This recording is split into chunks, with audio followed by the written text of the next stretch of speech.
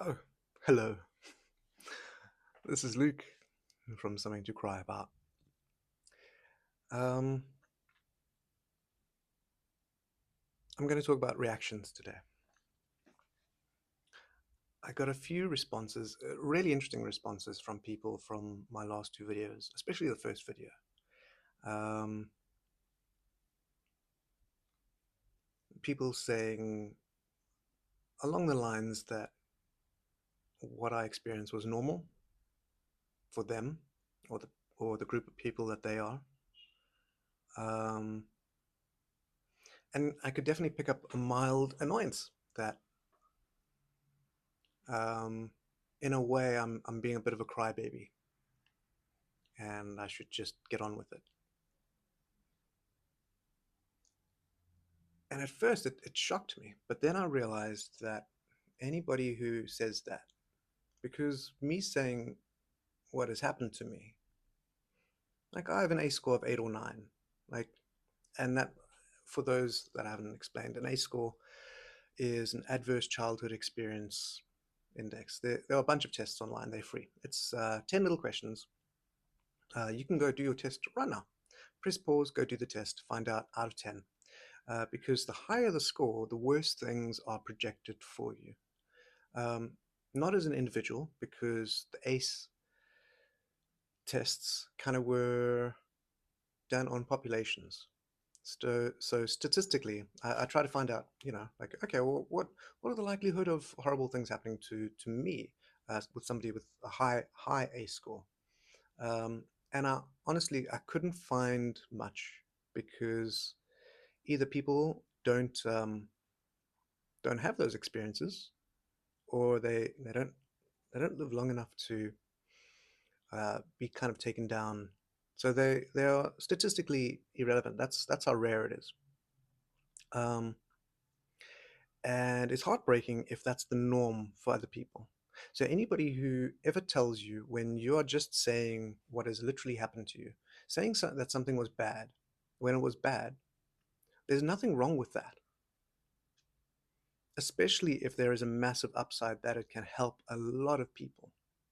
A lot of people reached out saying that they felt seen for the first time, that they didn't realize that what they were maybe doing was maladaptive. And it's not your fault. Um, you didn't deserve that. You created these adaptations. We all did. We created these adaptations because we needed to. Before 1890, I think, the bicycle wasn't really popular. It took about 100 years for the bicycle to become popular. But once it became popular, the church actually villainized it a bit, demonized the bicycle because people were missing church on Sundays. And instead, they were able to cycle to the next town. And apparently, the bicycle is responsible for the most genetic variation in the human species in recent times. In other words, people traveled and then they spread themselves. The point that I'm getting to is that before bicycles, where you were born and the people that you knew were probably going to be the people that you knew for the rest of your life. So if something happened and you had to make yourself small to protect yourself and others, maybe even to the point of taking that on as an identity trait, um, everywhere I go, everything is better because I'm there. I make everything better. Everything runs smoothly because of me. These were things that I internalized. And looking at my past, it totally makes sense. I was, I felt I was being hunted, and the person that I loved the most, my mother, she was being hunted with the threat of death. And so I did everything that I possibly could to make everything run smoothly. If things were tense, I would try to distract them with a joke. Um, if if she was depressed and didn't have energy to go to work or go spend time with friends, I would try and boost her up. And I was that person. When she had suicidal ideation, I would listen to her for hours and just sit there with her and listen to her. So these adaptations aren't necessarily who I am. They are just adaptations that I picked up in order to survive. And the adaptations that you have are the same. And anybody who tells you that you're being a crybaby, they got told that at some stage. They weren't allowed to express themselves. They weren't allowed to say that they were in pain, that what was happening they didn't agree with. They just had to grow up and deal with it and move on. Um, Keep it down inside. Disassociate. My family, I had no idea I was really even doing it, but I would disassociate all the time. And people in my family, I would see them. They were just, something stressful would happen and they would just fixate on a point, and their brain just wouldn't pick it up because that was a safety mechanism. It wasn't safe to stand up and react and say what you felt. It was harmful, even. And the reason that I bring up the bicycle is because my great grandmother, and I knew my great grandparents. I spent time with them. Um, yeah. So I knew them. That's how recent they are.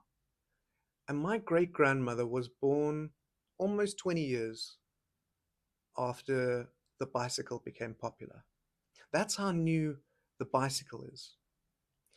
It's within living memory almost. And if the bicycle is that new, and this new ability to be able to separate yourself from danger, that the people that you're surrounded by aren't the people that you have to be with your entire life. If if the adaptations that for hundreds of thousands of years people built up, having to spend time with people who weren't necessarily good for them, and were also, look, I don't want to blame anyone. I don't blame my my mother or my grandparents or my great grandparents. Like, stuff happens and people try in the moment to do the best they possibly can. Um, and studies have shown that two children can go through the exact same thing and come out completely different. One can be massively traumatized and the other won't. So there is definitely a place for stoicism, not the lack of emotion, but the this thing has happened. Let's create a small pause to see what it actually means and see things for as they are, and then move on from there. Because if somebody came to you as a child and beat the living heck out of you, and you afterwards were like, that's just so and so, they've got issues. That's just, I was in the wrong place at the wrong time. You won't take it personally. You'll be like, yeah, that person's got issues and they did stuff that wasn't right, and I wouldn't do that. But like, shame. Like, they're obviously feeling a lot of pain, and maybe that was the only thing that they had control over in their lives. I don't know. With enough context, everything makes sense. But now we're not stuck in this world where the people that you grow up with are the people that you die with. You can move anywhere in the world. People move all over the world every single day. Thousands and thousands and thousands of people with much more going on. So, two things. Know that the reactions that you have aren't necessarily your own. They've been passed down. And they've been passed down in a different context. They've been passed down in a place where, unless you kept quiet and you didn't bring these things up, it was going to be very bad for you. But that time has passed. You know, what people did in the shadows, look at the Me Too movement. Sure, it probably swung massively, but it had to happen. Like, it's wild that women still feel unsafe to walk down the street at night because of weak men who prey on people who aren't as strong as them, physically strong, um, who have their own trauma. And I'm not saying that it's right, but I'm saying I kind of understand it. It's messed up. Also, understand so many times when, like, if I hear um, abuse, domestic violence, I get so angry. My mother was a victim of it, and I have very strong feelings about it. And every time I've encountered it, um, I call the police, I get the community, I get her to safety, and they almost never um, charge them. They almost always seem to drop the charges. Um, and I think this is a maladaptation. It's from that time where you felt this person's going to be with me forever. I've got to keep quiet. I've got to keep small. They can't see me. If they don't see me, they won't hit me. They won't hurt me. Um, I can't be myself. And that is a horrible way to live. You can't live that way. That's not, hmm. Like just for like a 4 out of 10. I think it's a 4, or it might be a 6 out of 10 for the ACE score. Statistically, it means that, well, like one of the things that potentially could happen is, and very likely to happen, is that you will have 20 years less time to live than other people on this planet who didn't have that adverse childhood experience happen to them, and it wasn't your fault. You you should be able to live a life where you can say your feelings and you don't feel like you're being a crybaby. You're allowed to have emotions and express those emotions. Because if we are the average of the people that we know, it's also our responsibility to be as healthy and as well adapted as possible so that the people around us can also be healthy and adaptive, well adapted. So we have a responsibility not to shrink back, not to isolate ourselves. Because what if the person who was supposed to protect you was isolating themselves and kind of being a loner? Feel all that pain that you got because maybe somebody else didn't step up. Now, if you hide yourself, you're potentially doing that for lots of other people. And that has a trickle down effect generationally. Like if your mother is born with all of her eggs, you were effectively in your mother's ovaries when she was born. And well, part of you, like a massive part of your genetic code, which means that for decades, you would have also experienced a lot of what they experienced hormonally. If they were in fight and flight the entire time, those are going to have epigenetic effects on you. So, how you react when you first feel something, it's okay, firstly, to say that you feel it. But secondly, question it because it might not be correct. It's worth creating a little bit of a pause because, for all you know, it is an adaptation that you learned from your mother or grandmother or great grandmother during terrible, scary times. And when you receive an email that's vaguely threatening, you shouldn't break out into a sweat feeling like somebody's going to kill you. So when you feel an emotion, feel it. It's a message that needs to be heard and acknowledged. It doesn't mean that it's correct, but if you don't listen to it, it's just going to keep knocking. and it's going to spill out. You're going to think, oh no, I've got anger issues. I've got to hide it, protect other people from my anger issues.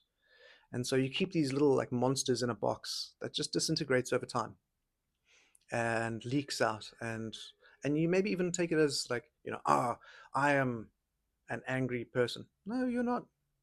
You have anger, you have these emotions, but you're not those things. And you aren't your maladaptations either. You aren't the loner. You aren't small. You aren't weak. You are allowed to think of yourself more than how other people have treated you. I'm going to say that again. And I suggest you say this to yourself in the mirror until you feel it. But you are allowed to think of yourself more than how other people have treated you. I think that's all for today. Truly, my heart goes out to you. And yeah, let's heal in public. Let's you and I heal. I think we deserve good, happy, wholesome, long lives. And it's not other people's fault that we have these adverse childhood experiences affecting us, but it is our responsibility to reshape ourselves and heal us so that the rest of the world, the people around us, can have the support that they need.